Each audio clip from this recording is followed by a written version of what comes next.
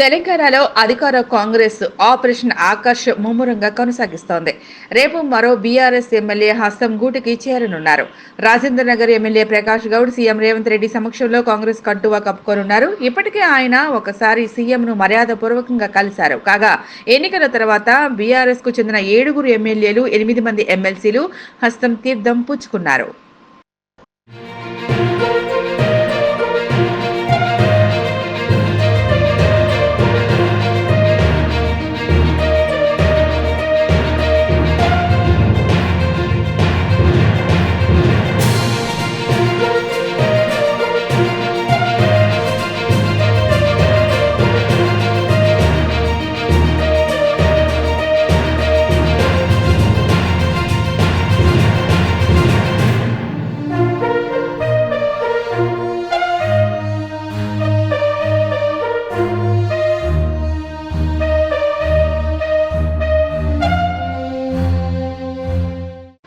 తెలంగాణలో అధికార కాంగ్రెస్ ఆపరేషన్ ఆకర్ష్ ముమ్మరంగా కొనసాగిస్తోంది.